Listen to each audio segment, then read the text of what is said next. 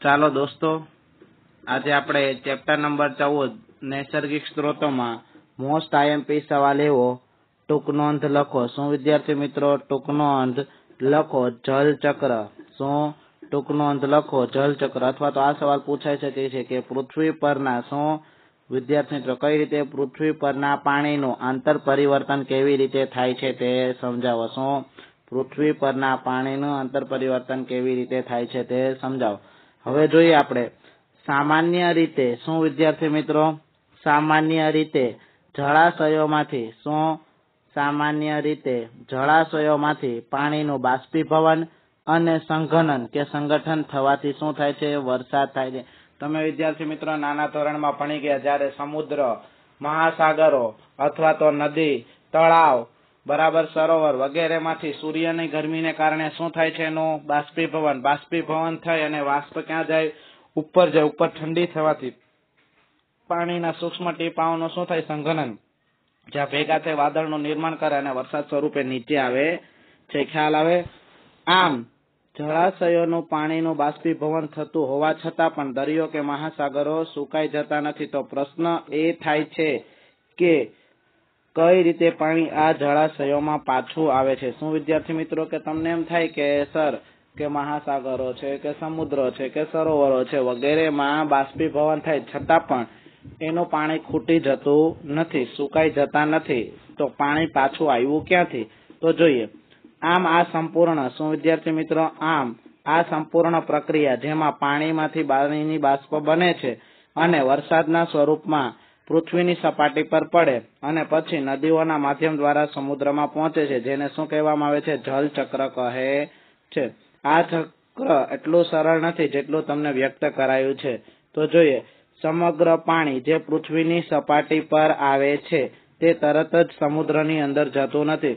આમાંથી પાણી કેટલુંક જમીનમાં શોષાય અને ભૂમિય જળનો ભાગ બની જાય છે. એટલે કે માની લો વરસાદનું પાણી પડે તો જમીનની અંદર પડે, જમીનમાં કોના સ્વરૂપે? ભૂગર્ભ જળ, જેને આપણે ટ્યુબવેલ અથવા તો કુવા દ્વારા બહાર કાઢીએ.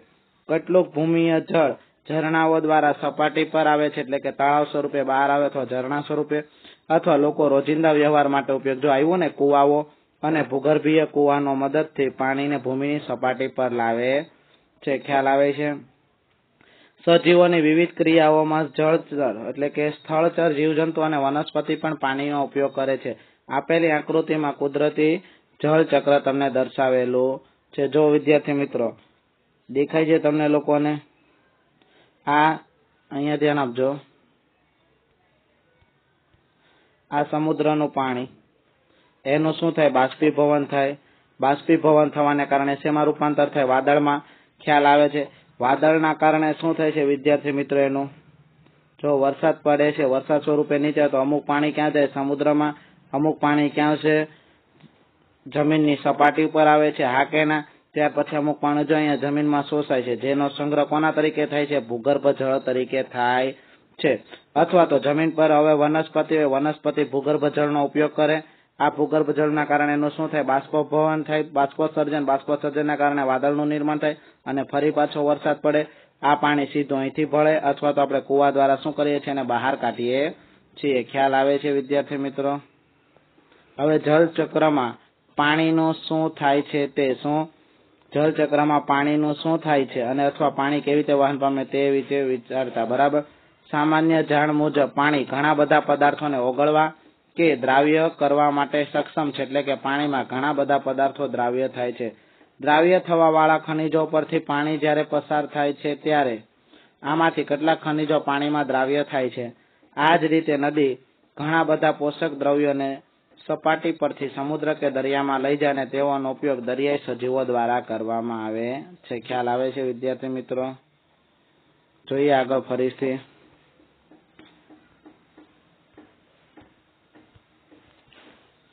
જળચક્ર વિશે ટૂંક નોંધ લખો.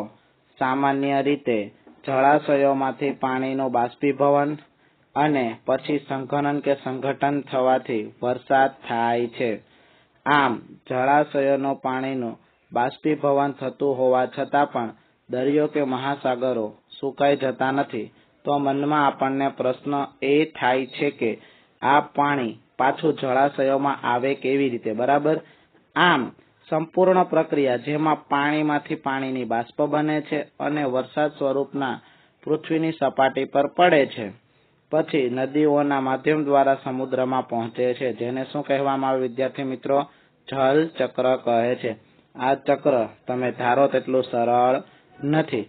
સમગ્ર પાણી જે પૃથ્વીની સપાટી પર આવે છે કે તરત જ સમુદ્રની અંદર જતું નથી. આમાંથી કેટલુંક પાણી ક્યાં જાય છે? જમીનની અંદર શોષાય છે અને ભૂમિય જળનો ભાગ બને છે.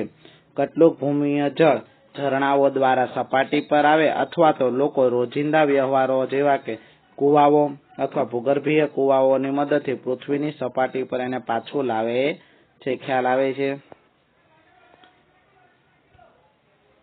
સજીવોની વિવિધ ક્રિયાઓમાં સ્થળચર જીવજંતુ અને વનસ્પતિઓ પાણીનો ઉપયોગ કરે છે. આપેલી આકૃતિ તમને કોની છે? જળચક્રની છે, જેમાં તમને લોકોને દર્શાવેલું છે વિદ્યાર્થી મિત્રો કે સપાટીય જળનું શું થાય? બાષ્પીભવન થવાને કારણે વરસાદ સ્વરૂપે આવે, જેમાં ભૂગર્ભમાં એનો સમાવેશ થાય.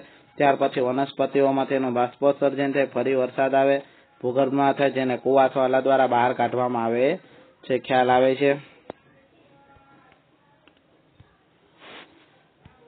હવે જળચક્રમાં પાણીનું શું થાય અથવા પાણી કેવી રીતે બને તે વિચારતા. સામાન્ય જાણ મુજબ પાણી ઘણા બધા પદાર્થોને ઓગળવા કે દ્રાવ્ય કરવા માટે સક્ષમ છે, એટલે કે પાણીમાં ઘણા બધા પદાર્થો દ્રાવ્ય થાય છે. દ્રાવ્ય થવા વાળા ખનિજો પરથી જ્યારે પાણી પસાર થાય છે ત્યારે એમાંથી કેટલાક ખનિજ પાણીમાં દ્રાવ્ય થઈ જાય છે. આ જ રીતે નદી અને ઘણા બધા પોષક દ્રવ્યોને સપાટી પરથી કે સમુદ્રમાંથી દરિયામાં લઈ જાય તેનો ઉપયોગ દરિયાઈ સજીવો દ્વારા કરવામાં આવે છે. ખ્યાલ આવ્યો વિદ્યાર્થી મિત્રો? હવે આગળ આપણો મોસ્ટ આઈએમપી સવાલ છે. કયો? નાઇટ્રોજન ચક્ર. કયો વિદ્યાર્થી મિત્રો? નાઇટ્રોજન ચક્ર. ત્યાર પછીના લેક્ચરમાં આપણે જોવાનું છે કાર્બન ચક્ર. કયું વિદ્યાર્થી મિત્રો? કાર્બન ચક્ર. ત્યાર પછીના લેક્ચરમાં આપણે વિદ્યાર્થી મિત્રો જોવાનું છે ઓક્સિજન ચક્ર, ગ્રીન હાઉસ અસર વગેરે બધા સવાલો આપણે જોવાના છે. તો આજના લેક્ચરમાં આટલા સુધી રાખીએ.